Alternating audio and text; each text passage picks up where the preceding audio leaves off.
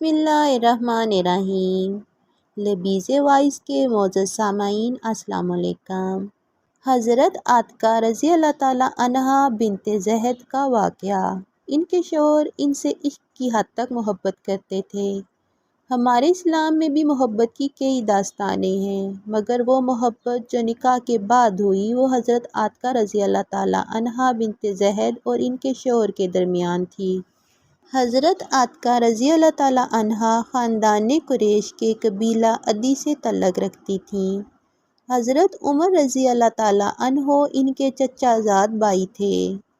اسی طرح مشہور صحابیہ حضرت فاطمہ بنت خطاب رضی اللہ تعالیٰ عنہا ان کی حقیقی چچا زاد بہن تھیں اور باوج بھی تھیں۔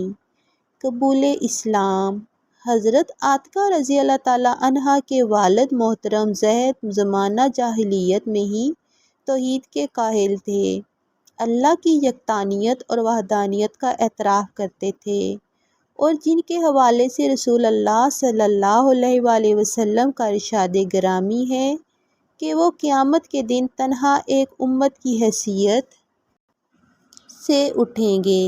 زید کو چند سال قبل از بعثت نبوی صلی اللہ علیہ وآلہ وسلم زہد کو چند سال قبل از بعثت نبوی صلی اللہ علیہ وآلہ وسلم کسی دشمن نے قتل کر ڈالا اور عاتکہ یتیم ہو گئیں۔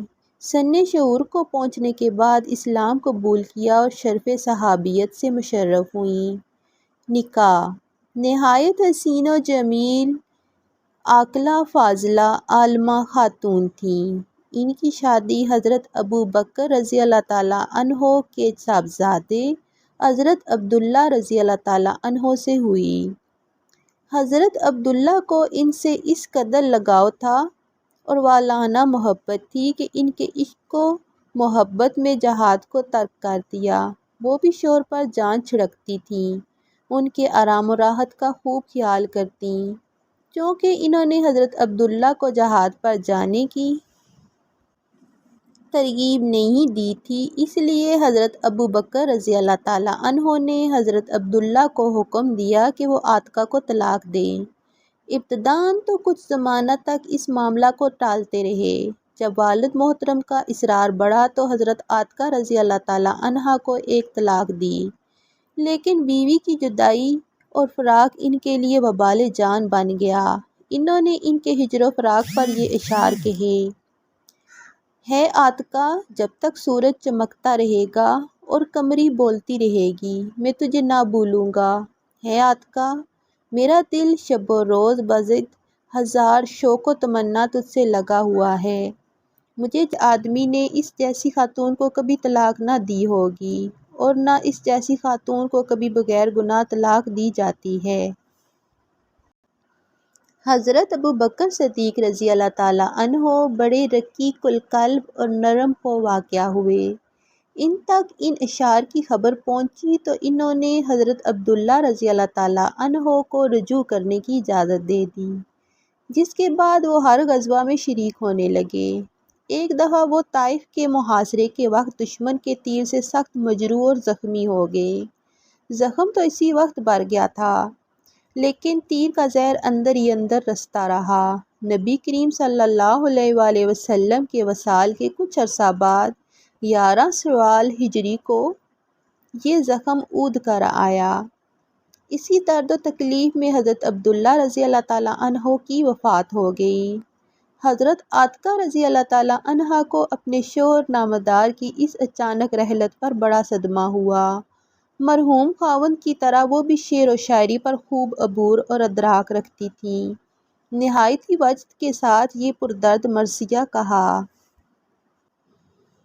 ان کے چند شعروں کا خلاصہ یہ تھا: قسم کھا کر کہتی ہوں کہ تیرے غم میں مسلسل میری آنکھ روئے گی اور میرا جسم غبار آلود رہے گا۔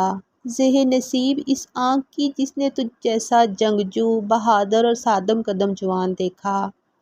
زندگی بھر جب تک جنگلی کبوتر گنگنائے گا میں تیرے غم میں روتی رہوں گی، اور جب تک رات پر صبح آتی رہے گی میں تیرے غم میں روتی رہوں گی۔ حضرت عمر رضی اللہ تعالیٰ عنہ سے نکاح۔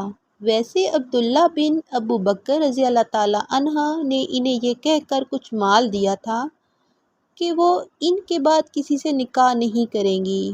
ان کے انتقال کے بعد حضرت عمر رضی اللہ تعالیٰ عنہ نے یہ کہہ کر پیغام نکاح بھیجا کہ تم نے اپنے اوپر نکاح کے حوالے سے اللہ عز و جل کی حلال کردہ چیز کو حرام کیا ہے۔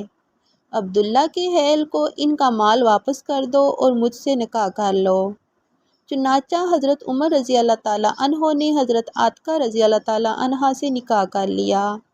حضرت عمر رضی اللہ تعالیٰ عنہ کی ان سے محبت اور تعلق بھی نہایت گہرا اور مثالی رہا۔ حضرت عمر رضی اللہ تعالیٰ عنہ نے بھی جام شہادت نوش کیا تو انہوں نے پھر ایک پردرد مرثیہ پڑھا۔ حضرت زبیر بن عوام رضی اللہ تعالیٰ عنہ سے نکاح۔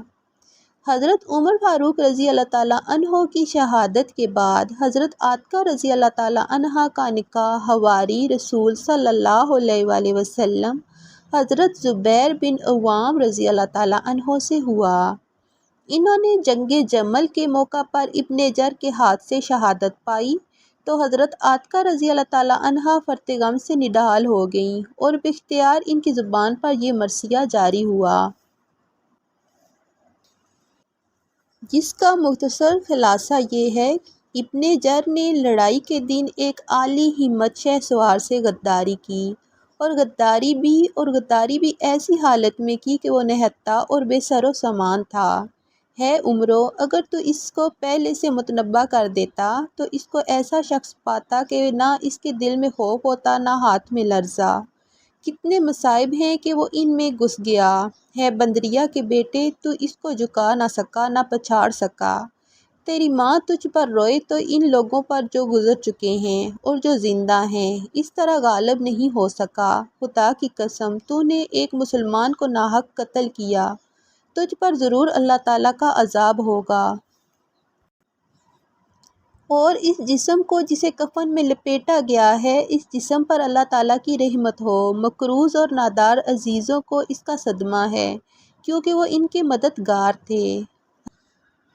اور پھر اس کے بعد ان کے یہاں حضرت علی بن ابی طالب رضی اللہ تعالیٰ عنہ نے نکاح کا پیغام بھیجا اور فرمایا کہ مجھے یہ ڈر ہے کہ آپ بھی شہید کر دیے جائیں گے، اور نکاح سے انکار کر دیا۔ چنانچہ حضرت علی رضی اللہ تعالیٰ عنہ نے کہا کہ جس کو فوراً جام شہادت نوش کرنا ہو وہ عاتکہ سے نکاح کرے۔ وہ ایسے ہی حضرت معاویہ رضی اللہ تعالیٰ عنہ کے دور حکومت تک بیوگی کی حالت میں رہیں۔ بعض کے مطابق حضرت امیر معاویہ رضی اللہ تعالیٰ عنہ کے دور خلافت کے ابتدا میں ان کا انتقال ہو گیا۔